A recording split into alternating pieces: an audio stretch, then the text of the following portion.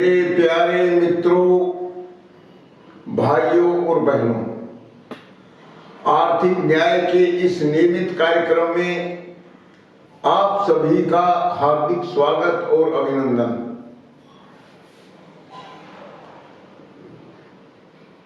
मैं इस बात को बार बार समझाने का प्रयास कर रहा हूं कि आज पूरे विश्व में अर्थव्यवस्था की जो स्थिति है उसे देखकर आपको आर्थिक न्याय के वर्तमान कार्यक्रम का महत्व जरूर समझ में आ रहा होगा। रूस और यूक्रेन के बीच जो विवाद चल रहा है उसको भी अगर आपने गहराई से देखने और समझने की कोशिश की हो तो इससे एक बात समझ में आ जाएगी कि आज पूरी दुनिया दो भागों में बटी हुई है, जो परस्पर मित्र नहीं एक दूसरे को अपना प्रतिद्वंदी और शत्रु मानते हैं।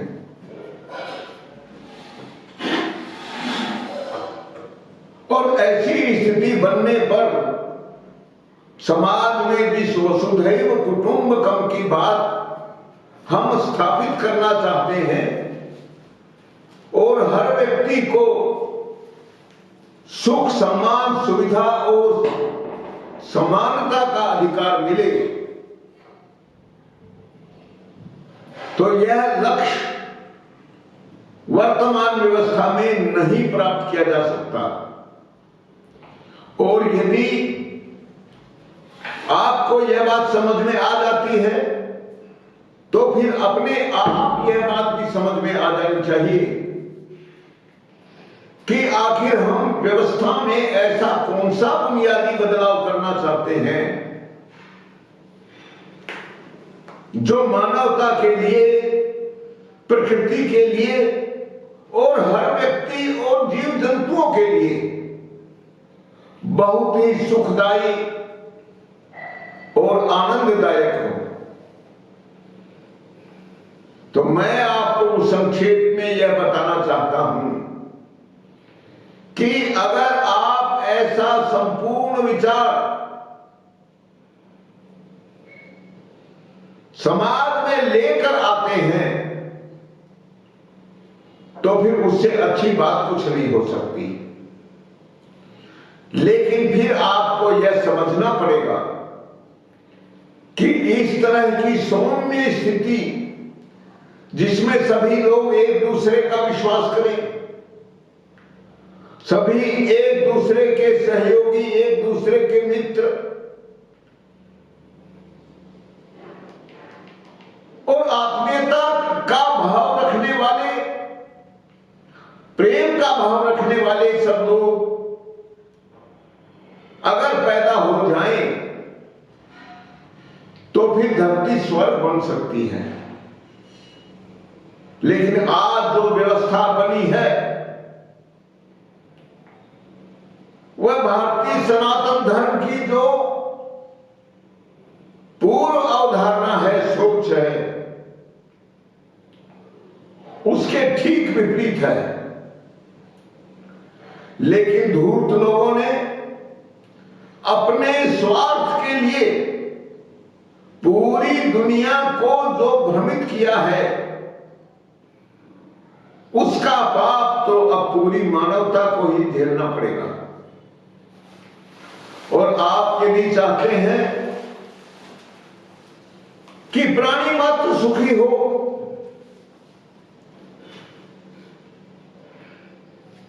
योग्य और ताकतवर व्यक्ति केवल अपनी इच्छाओं को पूरा करने के लिए सबके विचारों को, सबकी भावनाओं को और सबके अधिकारों को रोंद कर आगे न बढ़े, सबको सहज रूप से सम्मान मिले, तो फिर आपको न्यायपूर्ण अर्थव्यवस्था के अतिरिक्त कोई भी बात नहीं मिलेगी। और यदि मैं विचारधारा के स्तर पर बात करूं तो पहले भी यह प्रयास मनुष्यता ने बहुत पूरी कोशिश के साथ किया।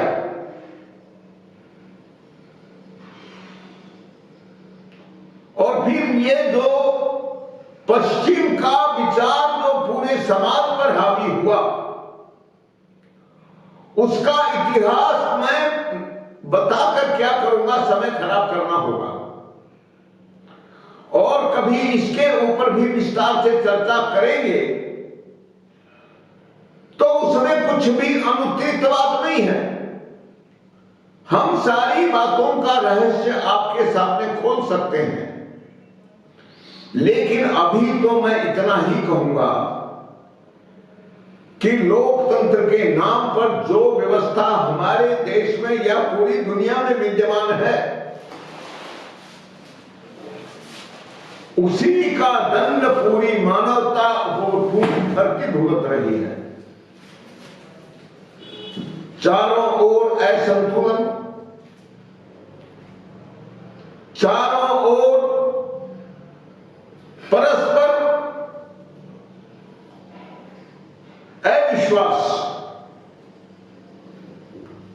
हर व्यक्ति पर अविश्वास, यानी उन लोगों के बीच भी गहरा अविश्वास हो गया है जो वास्तव में खून के रिश्ते होते हैं।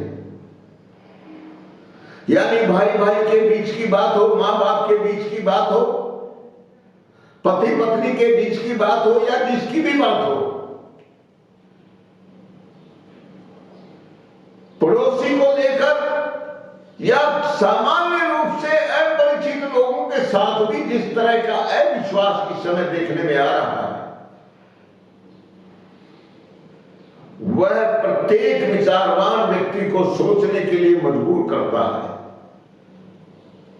और भाइयों, मैं इसी बात को बार बार निवेदन करना चाहता हूं कि आज रूस और यूक्रेन के बीच जो युद्ध चल रहा है,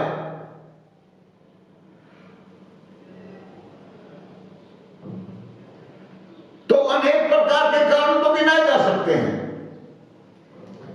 लेकिन उसका मूल कारण और समाधान आपने किसी के मुंह से नहीं सुना होगा।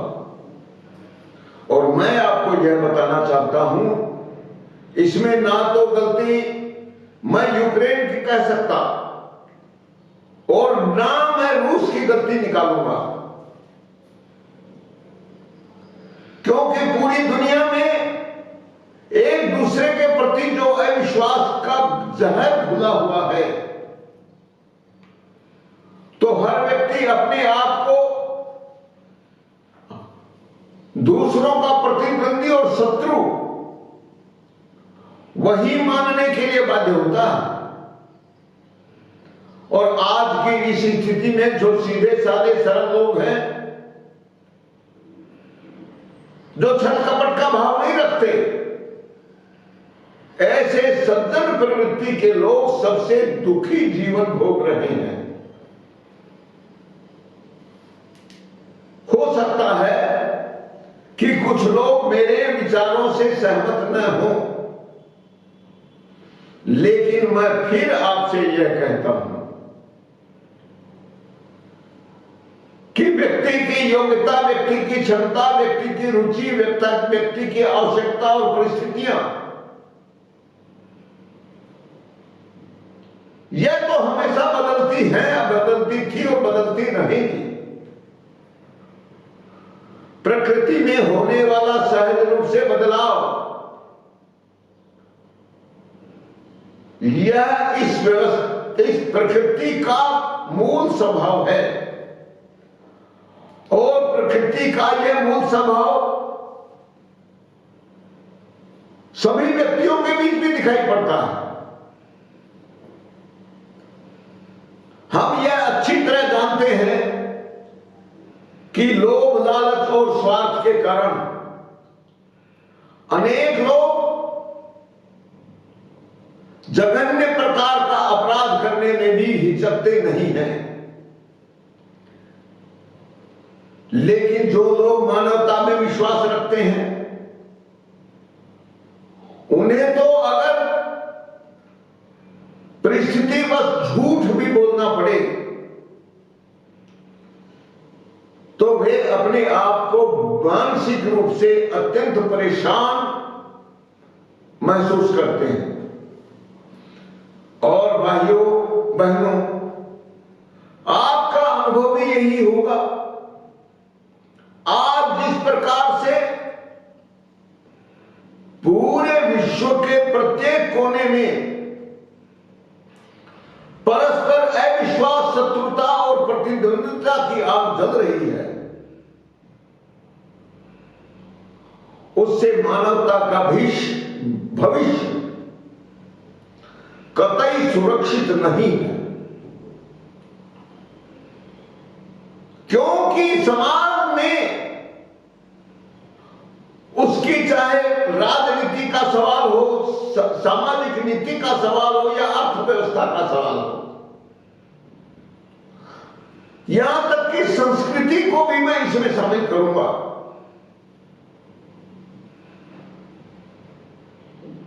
सब में न्याय की आवश्यकता है।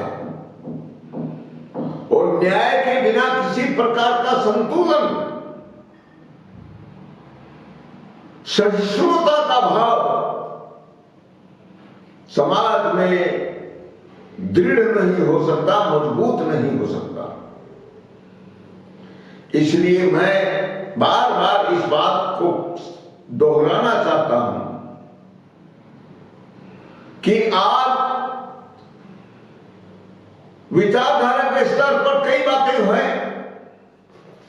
मार्क्सवाद, साम्यवाद, समाजवाद, राष्ट्रवाद और लोकतंत्र के नाम पर पूंजीवाद।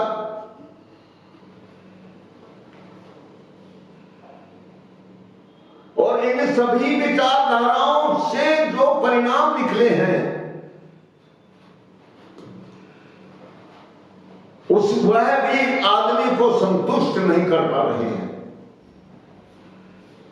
क्योंकि समाज में धूर्त, चालबाज और बेईमान प्रकृति के लोग जो समाज को हर बात में धोखा देते हैं, वही लोग सबसे सुखद स्थिति में दिखाई पड़ते हैं। और उसी के कारण वर्तमान राजनीति में गुंडागर्दी और अपराधी चरित्र और आतंक पैदा करने वाले अपराधी राजनीति में भी सबसे सफल माने जा रहे हैं। और उसी कारण व्यापार, व्यवसाय, उद्योग और यहां तक कि सेवा के कार्य भी समाज के लिए धोखाधड़ी का पर्याय बन गए हैं। और अगर आपको यह बात समझ में आती है तो फिर आपके मन में यह भाव जरूर पैदा होना चाहिए, तो फिर मानवता को सुरक्षित करने का सही रास्ता क्या है। और मैं आपको कहना चाहता हूं कि पूंजीवाद और लोकतंत्र के नाम पर जो कुछ हो रहा है वह समाज के साथ सबसे गंभीर धोखा है, छल कपट है। पूंजीवाद सीमाहीन संपत्ति अधिकार से पैदा होता है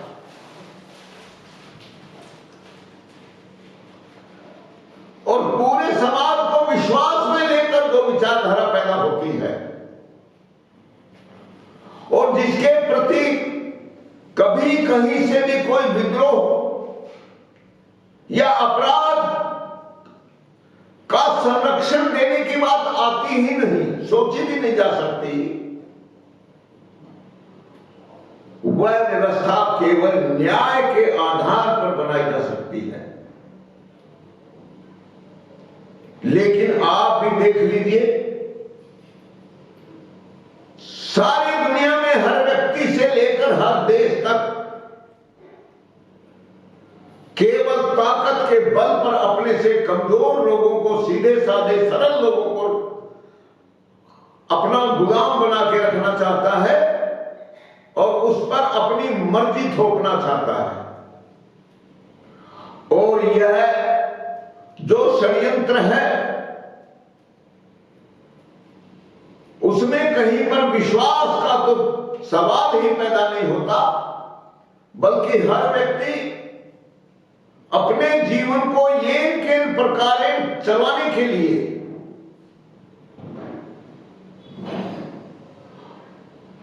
शोषण को भी स्वीकार कर रहा है।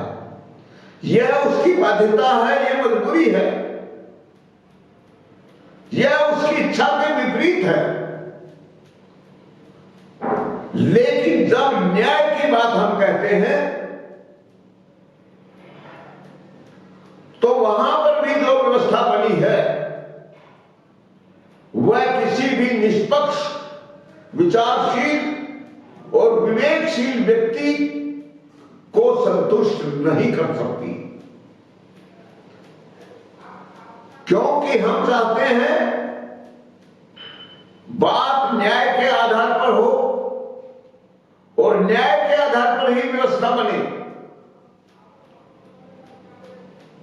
तो फिर बंधुओं, आप ताकत की बात का उल्लेख नहीं कर सकते।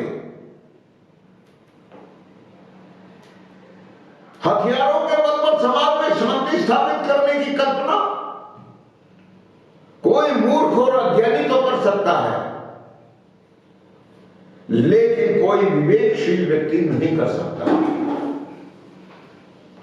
और आज जो भयावह स्थिति है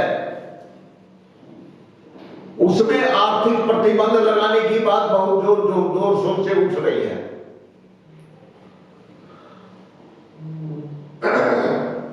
जो समाचार अभी आ रहे हैं उसमें अमेरिका पूरी तौर पर चाहता है कि रूस के ऊपर आर्थिक प्रतिबंध लगा दिए जाए, तो उसकी अर्थव्यवस्था का भट्ठा बैठ जाएगा और फिर उसको हम अपनी बात मनवाने के लिए मजबूर कर सकेंगे। लेकिन मैं नाम लेकर यह बात कह रहा हूं कि अमेरिका और रूस के बीच जो सीधी दुश्मनी है उसका एक बहुत बड़ा कारण दोनों देश सबसे बड़े भयानक और खतरनाक हथियारों के निर्माता हैं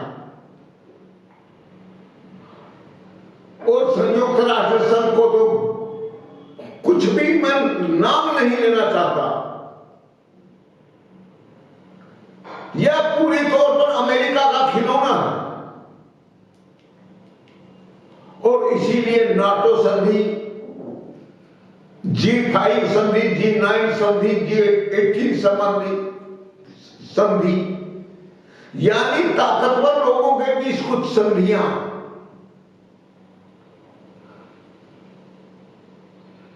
अपने हितों के बीच संकुचित संधियां करके अपने विरोधियों को दबाना, क्या यह किसी न्यायपूर्ण व्यवस्था के द्वारा स्वीकार्य हो सकता है? और आप भी इस बात को अच्छी तरह जानते हैं कि कुछ थोड़े से ताकतवर कहे जाने वाले देश, उनकी अर्थव्यवस्था घातक हथियारों के निर्माण से ही सबसे ज्यादा आमदनी प्राप्त करती है। तो एक ओर हम समाज में शांति स्थापना की बात करते हैं, सद्भाव निर्माण की बात करते हैं, दूसरी तरफ यह दुनिया, यह संयुक्त राष्ट्र संघ और हमारा संविधान, और केवल हमारा नहीं संविधान यह पूरी दुनिया को अपने से अलग मानकर विचार करते हैं और जो अपने देश में ठीक हो लगता है वह पूरी दुनिया में ठीक उन्हें नहीं लगता। तो बंधुओं बहनों, इतनी गंभीर स्थिति को देखते हुए मैं अगर यह कहता हूं कि आर्थिक न्याय की अवधारणा यह समाज में पूरी तौर पर स्पष्ट होनी चाहिए। और संक्षेप में यदि मैं कहूं तो मैं फिर वही बात दोहराऊंगा जिसमें आप नयापन खोजिए और अगर खुद उसका गंभीरता से चिंतन करेंगे तो ऐसे ऐसे रहस्य आपकी आंखों के सामने प्रत्यक्ष होने लगेंगे जिसकी आप कल्पना भी नहीं करेंगे। भौतिक विज्ञान की उन्नति ने सुख सुविधाओं के तो रास्ते खूब बढ़ाए हैं, मैं मानता हूं इस बात को। और मैं यह भी मानता हूं कि अनेक प्रकार के शोध और आविष्कार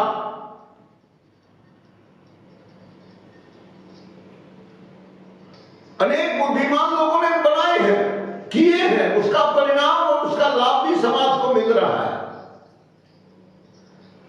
किंतु उसका लाभ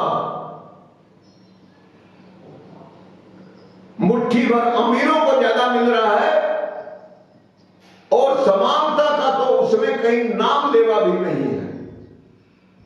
और उसका परिणाम भी आप देख रहे हैं, मुट्ठी भर अमीर दुनिया की अधिकांश संपदा के मालिक बने हुए हैं, प्राकृतिक संसाधनों के मालिक बने हुए हैं और बाकी 90% जनता, सामान्य व्यक्ति, वह सम्मान के साथ जीवन प्राप्त करने लायक भी संसाधन प्राप्त नहीं कर पा रहा है। और समाज में उल्टी बात सिखाई जाती है। लोकतंत्र के नाम पर अर्थव्यवस्था में जहर घोलने वाले सारी यूनिवर्सिटियां यही गलत पढ़ाई पढ़ा रही है और विशेषज्ञों के नाम पर जो समाज में केवल धोखाधड़ी का साम्राज्य खड़ा कर दे, ऐसे बेहूदे और चरित्रहीन लोगों को विशेषज्ञ के नाम पर समाज के सामने स्थापित किया जाता है। मैंने चूंकि खुद घूम घूम कर सारी स्थितियों को गंभीरता से देखा और समझा है, इसलिए मैं दावे के साथ कहता हूं कि यह अर्थव्यवस्था जो न्याय पर नहीं बिल्कुल भयावह अन्याय पर टिकी है, मनुष्यता के लिए अस्तित्व का संकट खड़ा कर रही है। और यूक्रेन और रूस के बीच भी जो मतभेद हैं, ये भी यही इसी व्यवस्था से पैदा हो रहे हैं। इसलिए मैं किसी देश को अपराधी मानने और दूसरे देश को निरपराध मानने की बात नहीं करूंगा, लेकिन प्रजातंत्र के नाम पर जो पूंजीवाद चल रहा है वह तो सीधे सीधे ताकत की लड़ाई है, यानी जिसकी लाठी उसकी भैंस। उसमें न्याय और समता का क्या काम? यहां तक कि मार्क्सवादी विचारधारा भी जिसे कम्युनिज्म भी कहा जाने लगा है, अपने मूल उद्देश्य में सफल नहीं होती और असफलता का कारण भी उसके सैद्धांतिक दोष हैं, व्यावहारिक कारण नहीं है। और मैं इस बात को भी कहना चाहता हूं कि किसी भी सैद्धांतिक दोष का निवारण तो उस सिद्धांत को न्याय की कसौटी पर परखने से हो सकता है, लेकिन अच्छी से अच्छी क्रियान्वयन की पद्धति भी वह परिवर्तन नहीं कर सकती।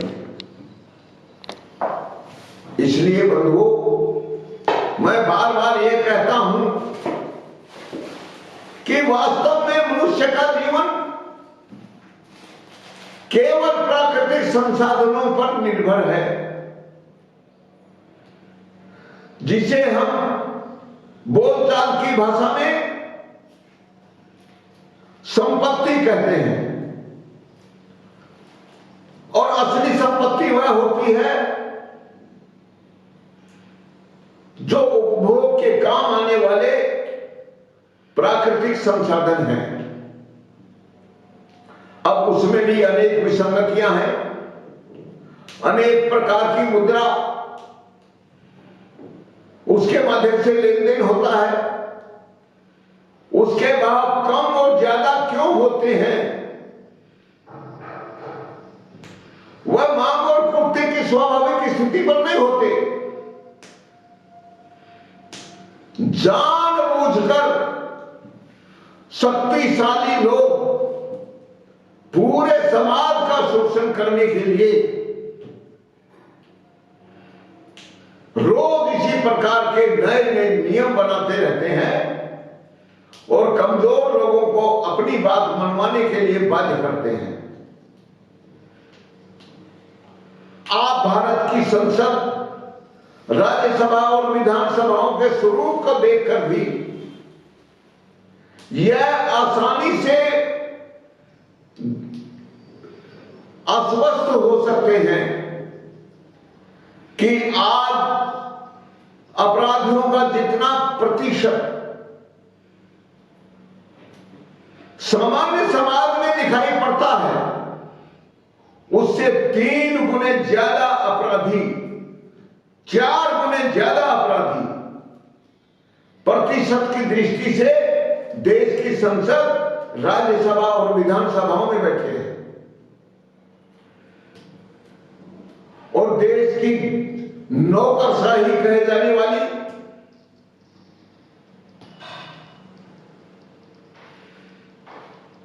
यह जो ऊंचे ऊंचे पदों पर बैठे हुए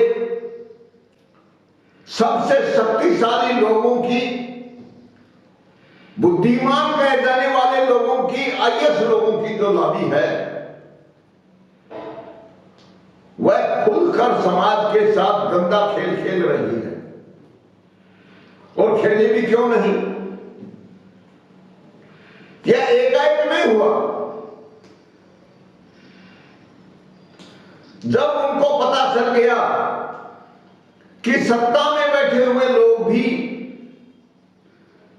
समाज को धोखा देकर अपने लिए लूट का रास्ता निकाल रहे हैं, तो उसने अपने आप को भी पीछे नहीं रखा। और जिस भ्रष्टाचार के नाम पर आप अनेक बार बात करते हैं कि भ्रष्टाचार समाप्त होना चाहिए, लेकिन बंधुओं, सत्ता में बैठे हुए लोगों ने समाज का सब कुछ छीन कर मुट्ठी भर लोगों के पास सारी शक्ति, सारे विशेषाधिकार उनकी मुट्ठी में दे दिए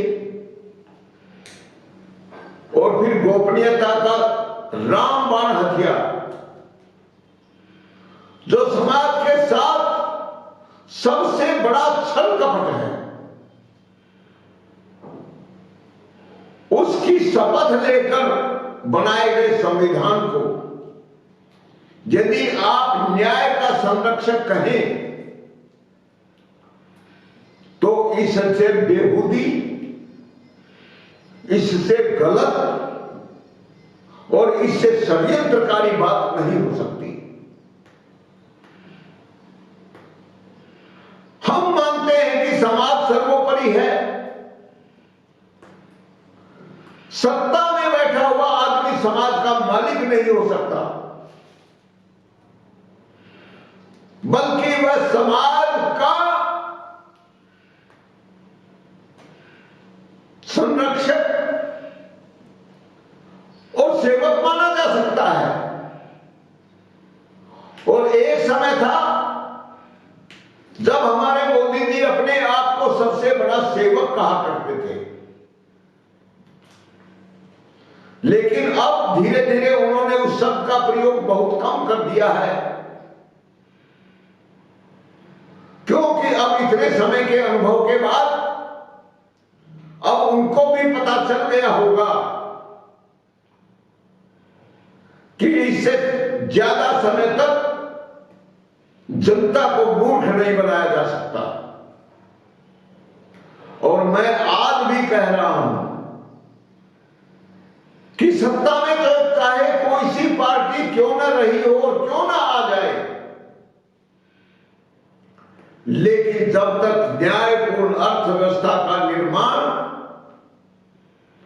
आपकी कल्पना और सोच का विषय नहीं बनेगा,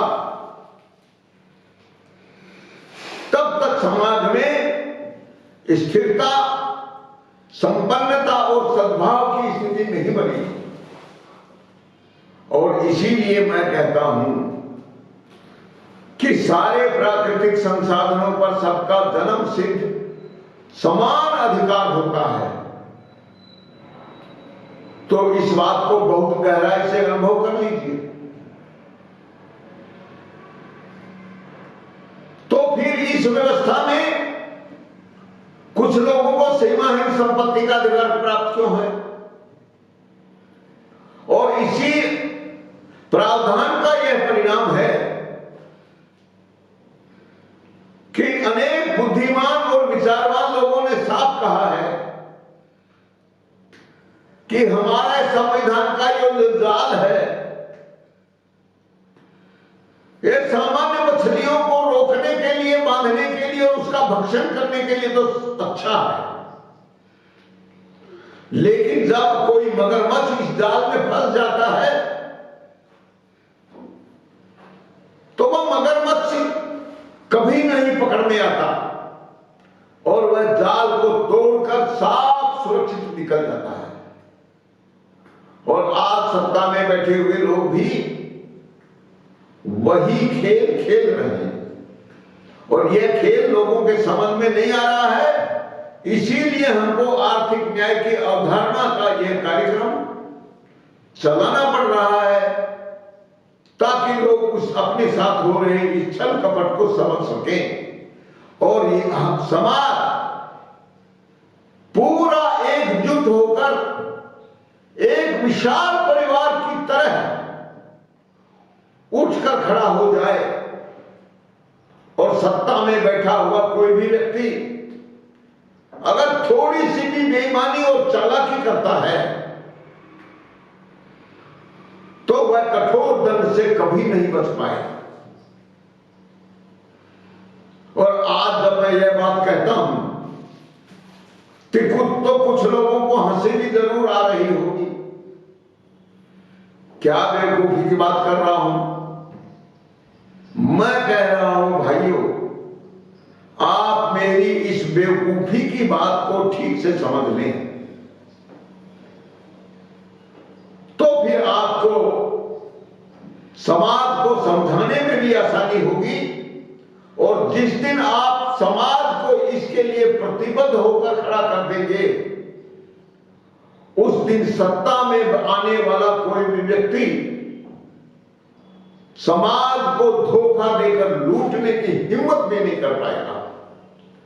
बल्कि अब मैं ये कहूं कि इस प्रकार के घटिया, घृणित और षड्यंत्रकारी सत्ता के निकट जा भी नहीं सकेंगे। और ऐसे लोगों को,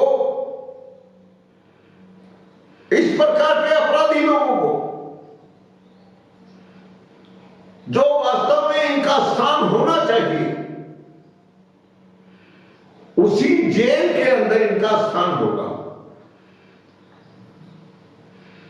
और जब शातिर अपराधी और षड्यंत्रकारी अनिवार्य रूप से जेल में जाएंगे, तो फिर मानवता अवश्य सुखी होगी और समाज का सबसे गरीब, सबसे कमजोर, सबसे सीधा सरल व्यक्ति वह भी समाज में सम्मान के साथ, सद्भाव के साथ, प्रेम और आत्मीयता के संबंधों के साथ प्रसन्न दिखाई पड़ेगा। मैं इस विषय को अधिक लंबा न खींचते हुए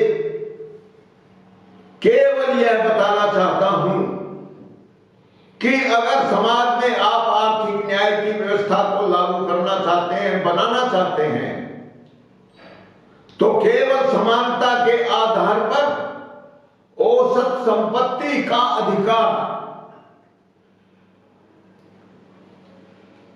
वही प्रत्येक व्यक्ति का न्यायपूर्ण अधिकार होना चाहिए। और एक भी व्यक्ति को औसत से ज्यादा संपत्ति का स्वामी मानने की गलती हमें नहीं करनी चाहिए। और औसत से ज्यादा जितनी भी संपत्ति जिसके पास हो, उसके लिए उसे समाज का कर्जदार माना जाना चाहिए और उस पर ब्याज की दर से संपत्ति कर लगना चाहिए। और जब यह बात मैं कह रहा हूं, तो मैं इसकी कड़वी सच्चाई को भी आपके सामने रखता हूं कि मुट्ठी भर अति संपन्न लोग यह कभी नहीं चाहते कि समाज में आर्थिक न्याय की अवधारणा के अनुसार सारे टैक्स हटाकर केवल मुट्ठी भर अमीरों की संपत्ति पर संपत्ति कर लगे, और वह भी केवल औसत सीमा से ज्यादा संपत्ति पर लगे। टैक्स कितना लगे, इसके लिए भी मैं बार बार फार्मूला बता रहा हूं। और यह मैं बता दूं, निष्कर्ष के तौर पर बता दूं कि आज इनकम टैक्स 30% से लेकर 36% तक लगता है भारत में। लेकिन अगर अमीरों की संपत्ति पर उसके वास्तविक मूल्य के आधार पर अधिकतम केवल 3% वार्षिक टैक्स लग जाए, तो आज के सारे टैक्सों से जो आमदनी होती है उसके 10 गुनी आमदनी होगी। मैं ये निरंतर चिंतन के बाद इस निष्कर्ष पर पहुंचा हूं। और मैं अगर यह कहूं कि इसी निष्कर्ष को निकालने के लिए मैंने अपनी पूरी जिंदगी होम कर दी, मैं आज क्रियान्वयन के लिए उम्र के हिसाब से अपनी क्षमता खो चुका हूं। लेकिन आप लोगों के साथ संवाद करने के लिए अभी प्रकृति ने मुझे इतना साहस और क्षमता मुझे दे रखी है। और यदि किसी तथाकथित विद्वान से कभी आमने सामने बात हो जाए, तो मैं इन महाविद्वानों की फौज से भी डरने वाला नहीं हूं। और आप सभी को विश्वास दिलाता हूं, केवल औसत सीमा से ज्यादा संपत्ति रखने वाले लोगों की संपत्ति पर जो अति संपन्न है, ब्याज की दर से संपत्ति कर लगाया जाए, तो मेरा दावा है कि सारे टैक्सों से, करों से जो आय होगी उससे 10 गुनी आय होगी। और 10 गुनी आय होगी तो भारी लाभ का बजट बनेगा। आज भारत सरकार हमेशा घाटे का बजट बना रही है। 60-70 सालों से इसे हम देख रहे हैं। आपको और पीछे जाना हो तो और पीछे जाकर देख लीजिए, उसे भी फर्क मिल सकता है। लेकिन मैं आज की स्थिति में गारंटी के साथ यह बात कह रहा हूं कि मुट्ठी भर धनपति समाज में न्यायपूर्ण व्यवस्था को कभी पसंद नहीं करेंगे। और जिस दिन आक्रोश और क्रोध से पागल लोग सड़कों पर इनका वध करने लगेंगे, इनको अपनी जान का खतरा हो जाएगा, उस दिन ये कुछ भी बात मानने के लिए मजबूर हो जाएंगे। लेकिन बंधुओं, मैं उस कड़वी स्थिति को सामने आने देना नहीं चाहता। सब लोग सुख से रहें, इसके लिए पर्याप्त साधन, पर्याप्त संसाधन प्रकृति ने हमको वरदान के रूप में दिए हैं। और यदि प्रकृति ही हमारा विनाश करना चाहे तो फिर कोई बचा भी नहीं सकता। लेकिन यदि आप प्रकृति को कुपित न होने दें, अपने अनुकूल बनाए रखें, तो फिर आर्थिक न्याय की अवधारणा के अनुसार इन्हीं मुट्ठी भर अमीरों की संपत्ति पर ब्याज की दर से संपत्ति कर लगना चाहिए।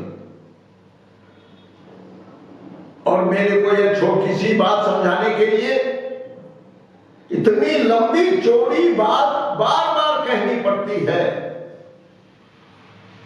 लेकिन इसे कितने लोग समझ पाते हैं,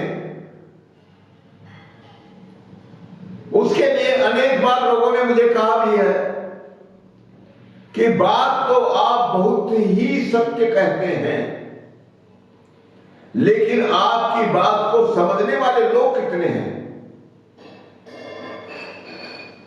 तो इसीलिए मैं सबको यह निवेदन करता हूं कि आप समझदार लोगों की संख्या बढ़ाइए।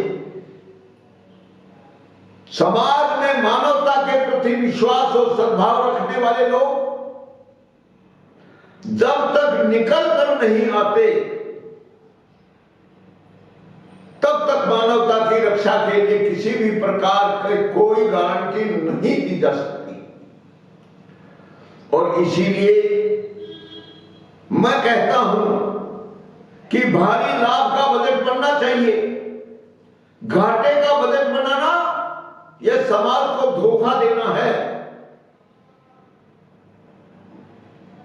और यदि भारत की जो सत्ता है वो वास्तव में भारतीय संस्कृति के अनुरूप व्यवस्था चाहती है, तो औसत संपत्ति अधिकार को हर व्यक्ति का मूल अधिकार मानते हुए औसत से अधिक लोगों के ऊपर ब्याज की दर से संपत्ति कर लगाए, तो मैं आपको बता दूं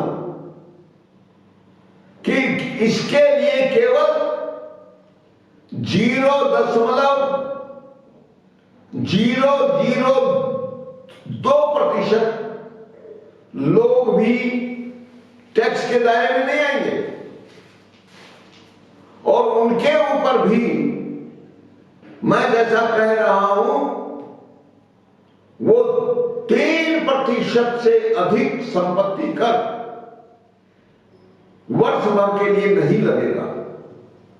और इतना लाभ का बजट बनेगा कि समाज के प्रत्येक व्यक्ति को बिना किसी भेदभाव के 10,000 से 15,000 रुपए तो गारंटी के साथ मैं बोल रहा हूं लाभांश के रूप में मिल सकता है। और गरीबी, बेरोजगारी, भाई भतीजावाद से लेकर जितनी अन्याय, अत्याचार और शोषण की बातें हो रही हैं, जो अनेक प्रकार के भ्रष्टाचार, घपले और घोटालों की बात हो रही है,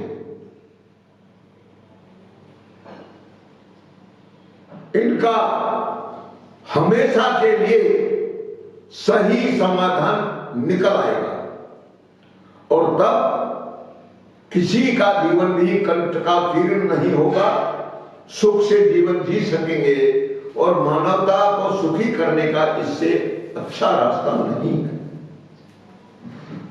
लेकिन जब तक यह धारणा समाज से नहीं निकलेगी कि हर व्यक्ति तो मेहनत के अनुसार ही उसको सब कुछ मिलना चाहिए, तो मैं आपको यह बता दूं कि भौतिक विज्ञान की उन्नति के बाद यह बात कब की समाप्त हो चुकी है और आज जितने भी शोध हुए हैं और भविष्य में भी शोध होने, क्योंकि ज्ञान की कोई सीमा नहीं और कल हो सकता है कोई दूसरा आविष्कार ऐसा हो जाए जो बिल्कुल नया हो और समाज में तहलका मचा दे, तो मैं उसका भी स्वागत करता हूं। लेकिन उसका आधार भी आपको औसत संपत्ति अधिकार को ही मानना पड़ेगा।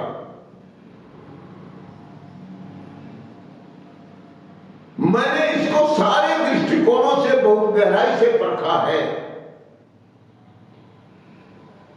और मेरा सभी विद्वानों से निवेदन है कि अगर वे न्याय, मानवता, नैतिकता और सबके कल्याण की बात सोचते हो तो हमारे इस निष्कर्ष के ऊपर अपनी राय जरूर जाहिर करें और नहीं तो आप इसे इतना सब्सक्राइब करें, इतना शेयर करें, इतना लाइक करें और जहां आवश्यकता हो वहां पर अपनी प्रतिक्रिया भी जरूर दें। अगर आपको लगता है कि यह गलत है तो मैं आपकी बात का पूरा सम्मान करते हुए उसे भी समाज में व्यापक विचार का विषय बनते हुए देखना चाहता हूं। और इसीलिए बंधुओं, किसी प्रकार की सत्ता सुख, झूठ पाखंड या किसी प्रकार का भय और लालच मुझसे यह सब नहीं कहलवा सकता।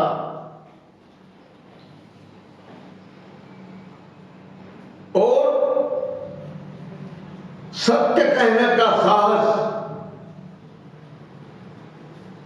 यह आज लोगों के सामने दिखाई नहीं पड़ रहा है और मैं अपनी बात को कितना लंबा खींचूं यह मेरे लिए संकट है और मैं इसके अलग अलग एपिसोड बनाकर अगर बात कहता हूं तो मेरे कई मित्रों ने इस पर एतराज भी किया है। लेकिन तकनीकी सहायक के रूप में जो व्यक्ति हैं, यह काम मैंने उनके ऊपर छोड़ रखा है और उसमें भी अगर कोई त्रुटि हो रही हो, कुछ समझने में देर हो रही हो, तो उसका स्वरूप क्या होना चाहिए इसका निर्धारण भी मैं आपसे ही करता हूं। तो बंधुओं, मैं सिर्फ एक बात कह रहा हूं कि वोट देने का अधिकार उसकी तभी सार्थकता है जब वोट देने वाला व्यक्ति आर्थिक न्याय की अवधारणा को ठीक प्रकार से समझता हो। लेकिन वोट देने का यह अधिकार व्यक्ति के ज्ञान से संबंध नहीं रखता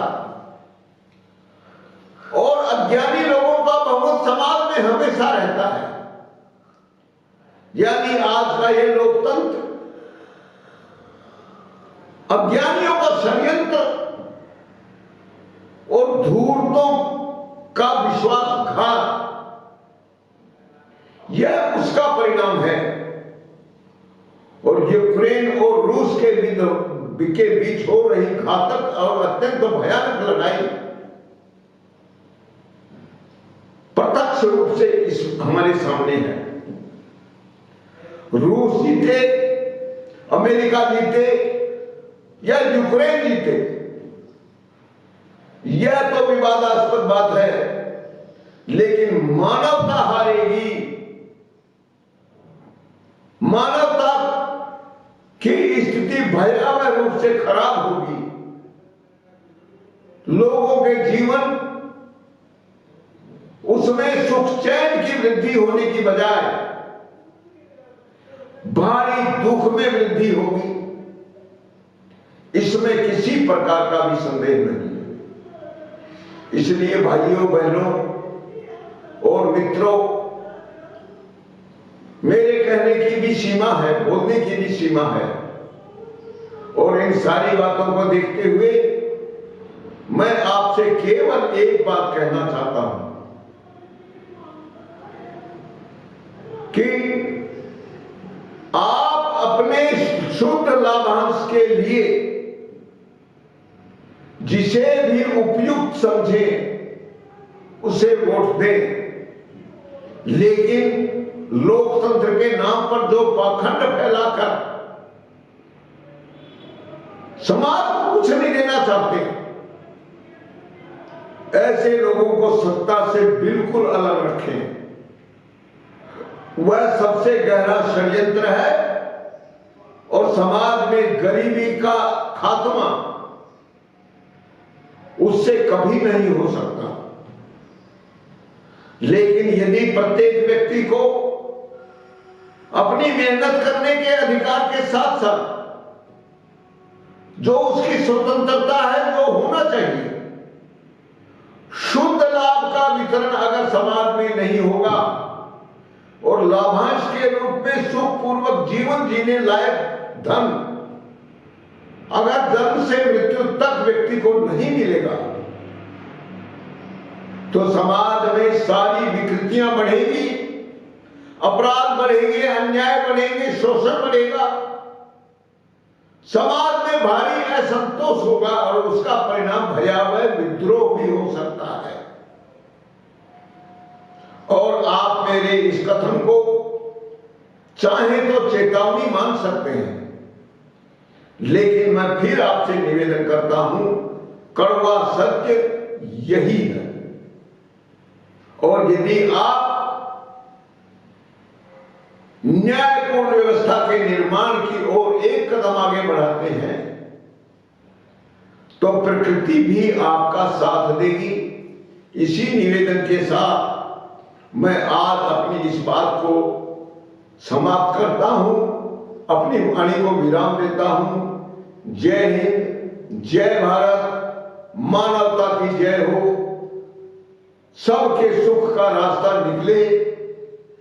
इसी सद्भाव के साथ आज की यह बात मैं समाप्त करता हूं। 1 घंटा